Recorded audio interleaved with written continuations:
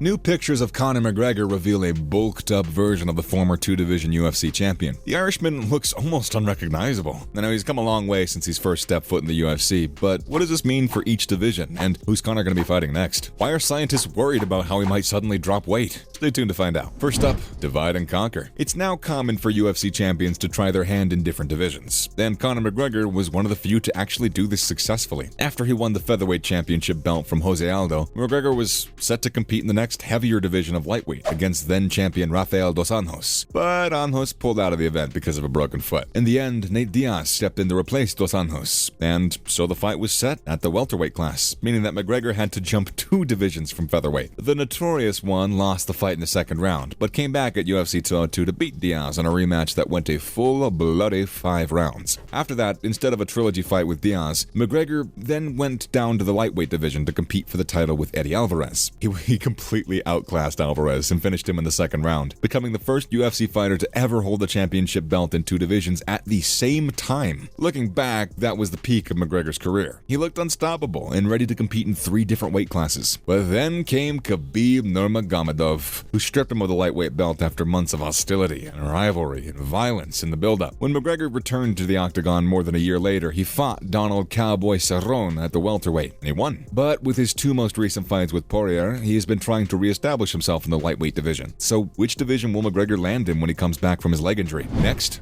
beefed up. Recent photos that McGregor posted on social media have fans speculating about his weight. In a caption to a photo showing how much he's beefed up, McGregor said that he was weighing in at super heavyweight. McGregor himself has said that he is weighing in at around 190 pounds these days, which is a lot heavier than the weight limit for the lightweight division, which is 155 pounds, and it's miles away from where he started at the featherweight at 145 pounds. That means if he intends to keep this weight, he's gonna have to compete in either the middleweight or the light heavyweight division. In the middleweight division right now stands the deadly Israel Adesanya at number 1 contender Robert Whittaker, and McGregor has had some positive words for Adesanya in the past, describing him as one of the true remaining high-level fighter/performer athletes, and the love is mutual. Adesanya said that McGregor helped to raise the bar, quote-unquote, in MMA for all the other fighters. Adesanya thinks that it is undeniable how much of a positive impact Conor has had on the UFC and MMA in general, but Adesanya would be waiting and ready if Conor ever decided to jump into his division. It's less likely that McGregor would make the leap into the light heavyweight division, though. First of all, he'd be fighting guys significantly bigger than him unless he packed on the kilos. The title holder Glover Teixeira weighs 15 pounds more than Conor's current weight. And secondly, there aren't that many big names in the division right now. It would make much more sense for the UFC to put McGregor against a champion like Charles Oliveira or Israel Adesanya, which would both be massive fights, we just gotta say. How dangerous could it be for Conor to lose weight suddenly? And why is he eyeing up Twitter as a business opportunity? Don't go anywhere, because all this is coming right up. And now, a hard act to follow. Every great fighter has a career-defining rivalry. Whether that be Daniel Cormier, or John Jones, Kyle Sonnen, Anderson Silva, Randy Couture, Chuck Liddell, whatever. Some of the best moments in the sport's history are when 2 titans come up against each other. And for Conor McGregor, his most ugly rivalry was with Khabib Nurmagomedov. In the build-up to the fight, McGregor insulted Khabib's culture, his religion, his family, and everything in between.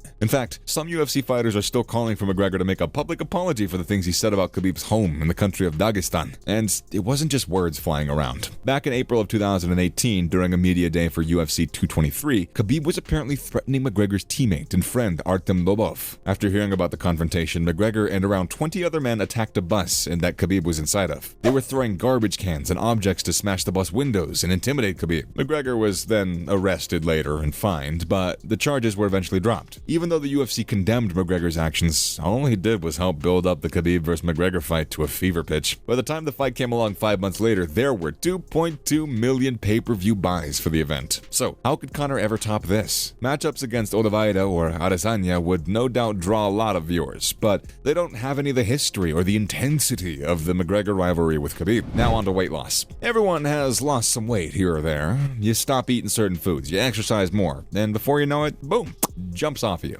It's that easy. But the amounts of weight loss involved in professional fighting is massive. If Conor wants to jump back down into lightweight, he'd have to lose a whopping 35 pounds, or 15 kilograms. According to former UFC fighter Kyle Sonnen, this might just be a step too far. Sonnen said that a weight jump of that level could be dangerous for the man's health. Weight cutting has been proven to have dangerous side effects on fighters, especially because it involves dehydration. Some of the effects include brain and nervous system function, as well as a range of negative physiological effects. But MMA MMA fighters are some of the worst offenders and go to extreme lengths to get their edge on their opponents. Then, after the official weigh-in, fighters try to build up as much weight as they can before the fight. Sports scientist Ben Crichton thinks that McGregor could cut the 30 pounds of weight if he's careful about it. Crichton said that with the right team and over a long enough time frame, it's completely safe. So how long does he actually have, though? That's the big question. Well, it depends on when he wants to return. UFC President Dana White said that this would likely be towards the end of 2022, and McGregor agrees. Earlier this year, he said, "I've got to take it day by day," and in April, they said I'd be back to sparring, back twisting and turning, so yeah, I'm just taking it day by day. There's no rush. Conor also said that he feels strong mentally and physically, so he'll be ready to fight whenever he gets the call. Finally, we have the Mac life. You and I might fantasize about buying the latest laptop or new car, but the super wealthy, they got bigger ideas. A few months ago, Conor expressed interest in buying Manchester United and Chelsea football clubs. Even though his mouth might be just a bit bigger than his wallets, he is actually edging closer and closer to becoming one of the only athletes to become a billionaire. So with this in mind, I think he can buy anything he wants. That's why he said that he'd be so interested in buying Twitter if Elon Musk's purchase falls through. Wait, hold on, Conor. We're talking about $35 billion here.